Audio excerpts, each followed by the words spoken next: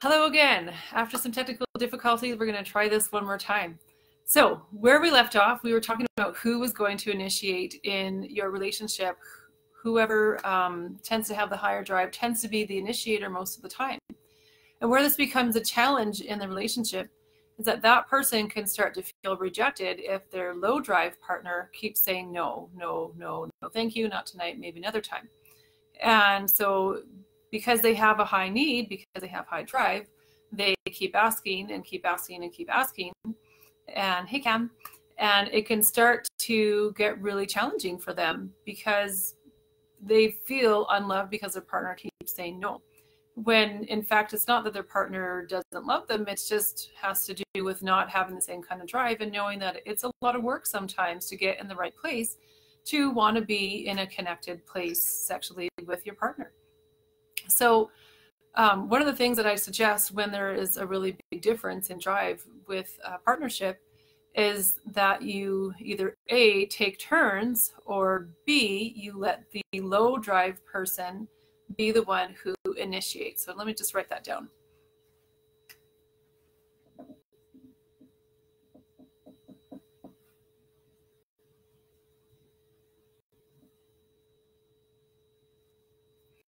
So the reason I would suggest that the low drive partner be the one to initiate is because they're the ones who know when it's a good day, when it's a good time. Hello again, Chelsea. And when they'll be able to be in the right mindset and emotional set in order to be available. Now, the one challenge with having the low drive partner always be the initiator is, first of all, they don't have a lot of drive. So they really might not initiate very often because they don't have a lot of drive. So it's really possible that that if they are the only ones who are initiating, then it might just not happen, which also leaves the high drive person in a lurch because they're still waiting and waiting and waiting, and it's not happening. So that's where we sort of take the take turns approach, because then, if you have, like I said, sort of that, 2 to 3 times a week is a healthier frequency, then you can say, well, once a week the high drive person can initiate, and the other time then the low drive person initiates. And this can tend to work better where they can figure out what's going to work for them and then just really how to initiate. So that really becomes the next question is, well, how do you initiate having sexual time with each other? So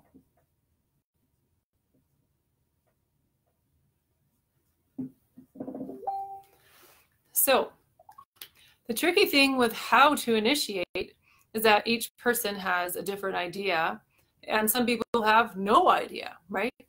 And so what it comes down to is, again, communicating and talking about it and just practicing trying different things. So one way that you can initiate is just come out and ask, hey, I'm interested in having sex with me. How about tonight? How about later? How about tomorrow? Can we schedule it, right? And so talking about when is a good time, or what day is a good day, and what time of day is a good day, right? So there needs to be time of day, and maybe even just day of the week. So this has to do with, are you busy? Are you working late some night? Do you have kids who are running around doing a bunch of things at night, and you need to take care of that, and that makes it harder for you to be available and to be awake enough to really enjoy it, right?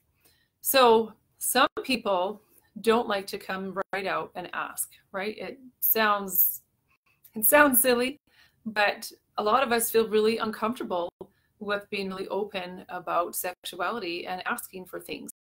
And so we think, oh, we'll just wait, or we'll drop hints, or we'll leave clues, or we'll just hope that they read our mind, and that, today is a good day, but I'm really not going to say anything and just hope that my partner catches on that today's a good day. And the problem with that is I've yet to find any mind readers out there. I certainly am not one myself. And when we try and wait for a partner to read our mind, it doesn't happen, and that can get very disappointing. So another way to initiate sex is to flirt, right? So when you flirt with somebody, hopefully your partner, you give them extra attention. You give them more eye contact. You give them more body contact. You touch them randomly when you walk past them in the kitchen or in the living room or hallway or wherever you might be. So instead of making an effort to go around them and not bump into them, make an effort to bump into them on purpose or to touch them on purpose. You can also flirt with texting during the day.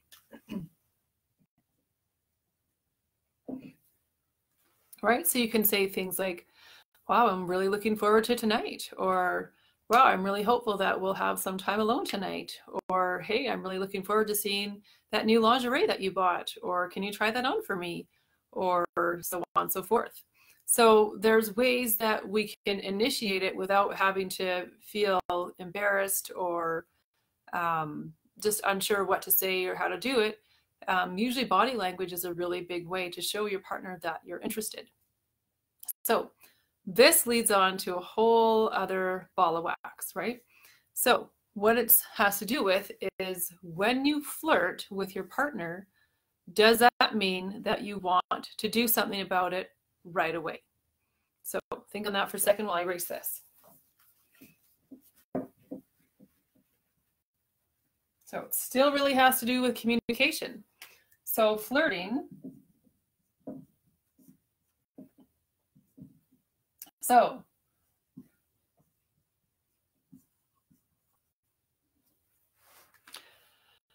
when you're flirting with your partner, or if you haven't flirted with your partner for a while and you're thinking about doing so, sometimes if you haven't communicated openly with words, they might get confused and think that you want to have sex or run to the bedroom right now because you're flirting with them.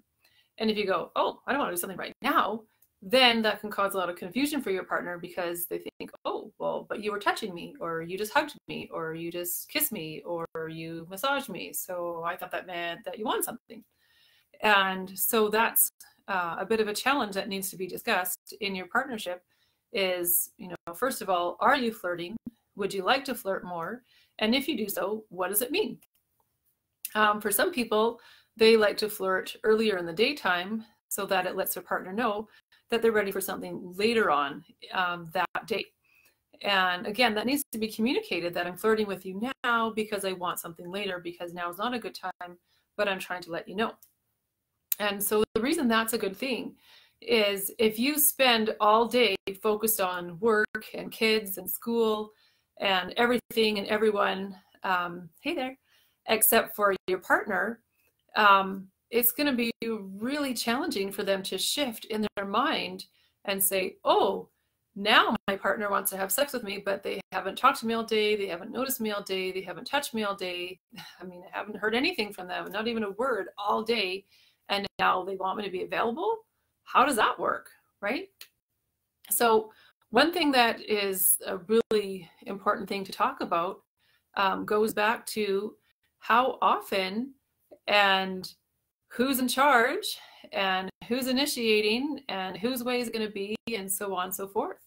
And these are all things that we really need to communicate in our relationships that often gets missed because nobody really talks to us about it when we're growing up, because it's an awkward topic.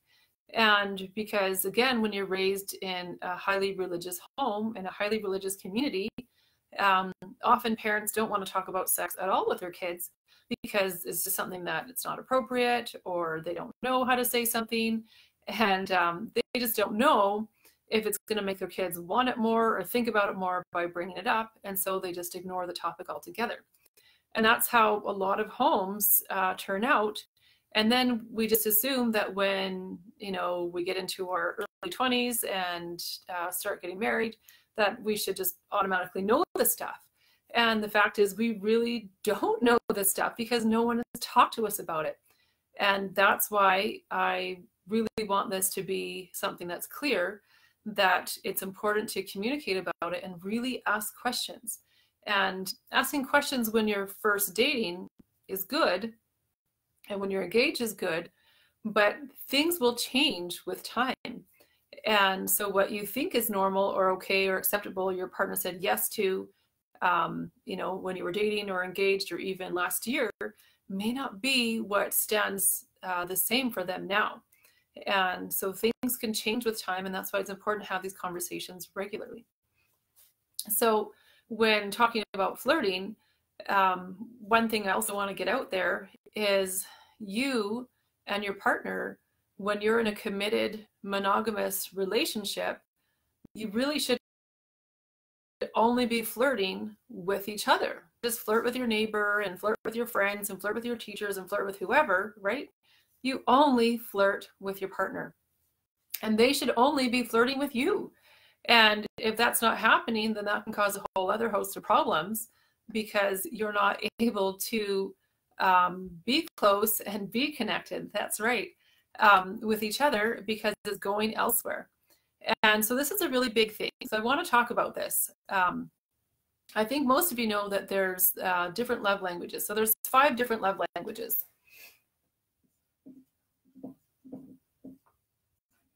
So we have words, we have touch, we have quality time, we have service, and we have gifts. So the important thing is to understand here that we can get kind words and encouragement from other people. We can get acts of service from other people, or our children, right? They can clean the house, they can cook meals, they can, you know, get gas in the car when they're old enough. We can get gifts from other people, usually on special occasions like Christmas and birthdays and anniversaries.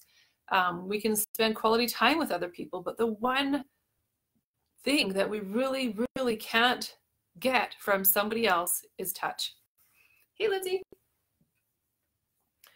So the tricky thing is there's also frequently differences in your relationship of who has the higher love languages, right? So maybe one person is high in words and touch, and the other one is high, or maybe they're high in service and words, but lower on touch. And so I call it having a high touch person and a low touch person. And what it comes down to is a person who is a high touch person really, really needs and relies on having regular touch. And this isn't even about sexual touch. This is really just touch. So holding hands, hugging, kissing, cuddling, putting your arms around them from behind, massaging them, just touching them in general and letting them know that they're there. And for the person who is a high touch person, this is such a huge need, and it equals feeling visible. And so when they don't get regular touch from their partner, they feel invisible. And to feel invisible is the worst way to feel in your relationship, especially if you happen to be the low drive person but a high touch person. If your partner who has high drive never ever touches you, but then wants you to have sex later on that evening and they haven't touched you or talked to you all day, it's going to be very, very hard to say yes in that circumstance. And this happens all too often with the couples that I work with in my practice. And so this is why I want to discuss it here, so that you can all be aware and ask questions of your partner. How often do you want to be touched? What kind of touch do you like? Do you want me to ask you first, or should I just touch you in wherever I am, wherever you are? So if we're in the kitchen or if we're out and about, and if other people are around or our kids are around, what's comfortable? What's okay with you? What's not okay with you? And those kinds of questions make a really big difference in whether or not a person does want to be touched. Some people, it doesn't matter if people are around, and some people it does matter if people are around and they don't want that public display of affection.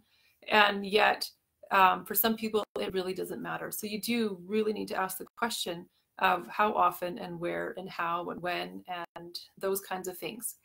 And just remember that if your partner happens to be the high touch person in the relationship and you're the low touch person, you really need to go out of your way and grow into being a more touchy person for your partner, because they're stuck. If you aren't giving that to them, they can't go elsewhere for that. It's so hard for them to feel loved and noticed and visible if their partner, meaning you, is not touching them. And that is one of the things that can often lead to affairs, is that lack of touch in the relationship from their partner. So just know that flirting and touching are very, very important when it has to do with preparing somebody for sex later on that evening or that weekend or whatever it might be. And yeah, so Chelsea, that's right. There are a lot of people who starve for touch. So much so that there's even a whole, what would you call it? It's a type of work out there for people who are called cuddlers, where there's actually a website, if you look it up on Google, for people who are hired to cuddle people who don't have someone in their life that they can cuddle with, which when I first heard it sounds really bizarre, because you would think you would just get that from your partner, but that's not always the case. I've heard many, many stories of partners who are really, really looking forward to getting married so that they can cuddle up with their partner at night when they go to sleep, only to find that their partner doesn't want to cuddle in bed at night. And that is so, so disappointing and sad, because there's nobody else that they can cuddle up in bed with, right? There's no one else that they can lay down in a bed and snuggle up with except for their partner. And if their partner is unwilling and pushes them away, that's super, super hurtful for the high touch person. And it can also cause a lot of challenges in that intimacy, that sexual intimacy relationship, because if they have a hard time being interested in the first place, and then all of a sudden their partner won't touch them and doesn't want to cuddle with them before or after they have sex, then all of a sudden it's not something that's very appealing to them anymore. And so it becomes a real challenge for them to want to stay in connection and to want to be close to them. So I'm wondering if anybody has any questions. Yes, love languages are very important. So true. I find when people learn about love languages and they can figure out what their top ones are, it's a really, really big deal to figure out, oh, the reason why you're doing this is because you want that from me, right? And that's actually what I find the most, is the people who have really opposite love languages from their partner, they feel super frustrated or feel unloved or unimportant because they're doing a lot of things to show love to their partner, but they're using their own love language to show it. So going back to the touch person, if you're a high touch person, chances are you'll want to touch your partner a lot because you're hoping they will touch you back, or they will initiate it at some point, just like you're always initiating it. You want them to take turns initiating touch. Or if you're a high words person, then you'll give lots of compliments and you'll say lots of nice things, and you'll tell them they look great, or that they're hot, or that, you know, you notice their hair or their makeup or their clothes, or that they shaved, and that they work really hard, and so on and so forth. And a person who's a low words person, it'll just go over their head and they won't even notice. They won't say things back. Sometimes they'll just say, oh, thanks. And they don't say anything in return because they don't realize that their partner is saying these things because they're really, really hoping for it to be reciprocal. The same goes for quality time and gifts of service, or acts of service.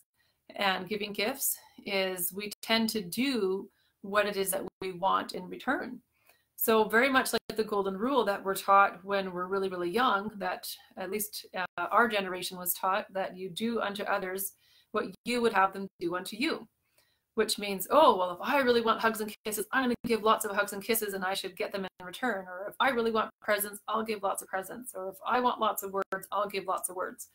And unfortunately, it doesn't really work that way in a relationship, where unless we talk about what we're doing and what we want from it, we can just be giving and giving and giving and not receiving something in return.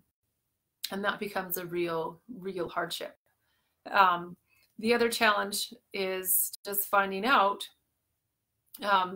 really what the priority is, because maybe I like words and touch and service, but they might not be in the same priority. Maybe service is number one and touch is number two or number three. And so my partner might want to touch me, but what I'd prefer is more words or more service. And so again, talking about it, communicating about it becomes a really important deal. So what I suggest, instead of having the golden rule, I call it the platinum rule. And the platinum rule means do unto others as they would have you do unto them. So if your partner wants touch, then you initiate touch. If your partner needs words, then you initiate words. And if you don't know what words to use, ask them what words they prefer. This is actually a little side note here.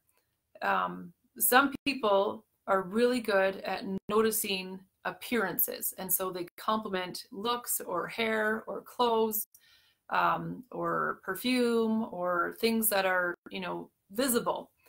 And for some people, that's not the words that make the most sense to them. So they like words, but the words that have to do with their physical appearance is not the most meaningful and important to them. They want to be noticed for their ideas and their thoughts and their feelings and how hard they work, and that they are trying to be a really great parent, or that they're starting a new company, or that they're you know, preparing the house for company, or whatever it might be.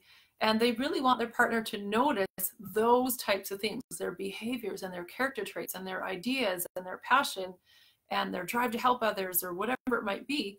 Those are the things that they want noticed, not how they look, because how they look, you know, has very little to do with them. That's something that God gave them. You know, there's not a lot we can do to change your look other than, you know, put on different clothes or maybe change your hair or makeup, but it's not really who you are, right? The way you look is not who you are. It's what you do and how you treat others and how you think about others, and what you do with your time and with your talents. And for someone who's a high words person, it's important to ask what kind of words they want to receive. So then going to quality time. If someone is a high quality time person, that is something that means that they just want you to be around them, to be near them, to be with them, to do activities with them, work with them, play with them, go exploring with them, whatever it is. And for some people, it can feel really, really demanding if that's not high on your list. So for example, I've seen couples that have really, really opposite love languages. And so the person who has high quality time frequently ends up with a person who's low on quality time and maybe higher in touch or words or service instead. And so the person who's high in quality time, they just really want their partner to be around them and spend time with them.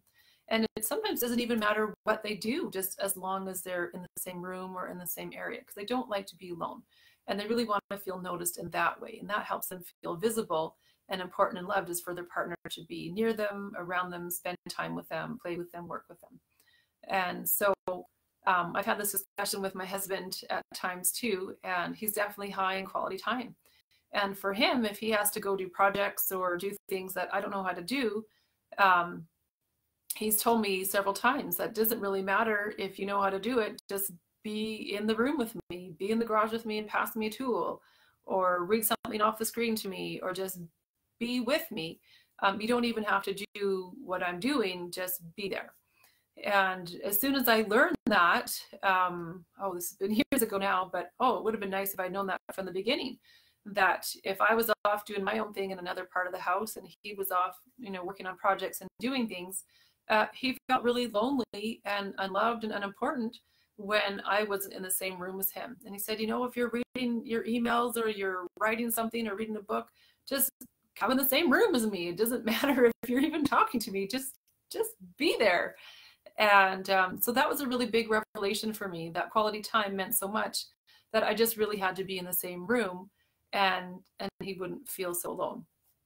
The next one is service. And when it comes to service, it's pretty clear that service is, there's mountains of things that equal service. Starting with keeping a house tidy, keeping the kids fed and clothed and diapers changed and going to bed at night and paying the bills, taking care of the car, paying the insurance, arranging for all the activities that your kids are in and paying those bills and organizing all of that and on and on and on and on. And so service are things that need to happen pretty much all day long just to keep the house running, just to keep the things in order and keep them going. And so a person who's high in service, they really, really appreciate any time, and I mean any time, that their partner pitches in and, you know, helps with the meal, helps with the kids, helps them with homework, puts them to bed, pays the bill, picks up something at the store, any of that stuff, because it helps them feel like they're not alone. And really the theme of this is to not feel alone, right? I've met so many people who are married and feel alone in their relationship. They just feel like their partners don't notice them, they don't spend time with them, they don't love them, they don't care about them because they feel alone. And a lot of it comes down to these languages and just knowing what yours are and what your partners are. So if you're a high service person and you're a high quality time person, those are things that really take more effort and planning and time. And if those aren't your top languages, it can be really challenging to do that for your partner. But I guarantee that when you make those efforts and you grow into it, it will make a world of difference in your relationship. And really, when it comes to words and touch, those are the fastest and easiest ways to show love, because a touch literally takes seconds and words also really only take seconds, unless it takes you a few seconds to think about it and a few seconds to deliver it. I mean, maybe max of like 5 or 10 seconds. And they're good for sometimes hours or even a whole day, just to hear, I love you, you're doing awesome, I'm so proud of you, keep working so hard, I love how you do that for our family. And then a hug and a kiss and a squeeze, and they're fine, right? And so it becomes really, really important to know what those love languages are. And how that really relates to sex is, if you don't feel loved and you don't feel important and you feel alone, it's going to be really, really not fun to want to be sexual with your partner when you feel alone and invisible and unnoticed, right? And so again, back to communication is really, really number one here in knowing what's happening and how to talk about things. So is there any other questions or comments on this so far?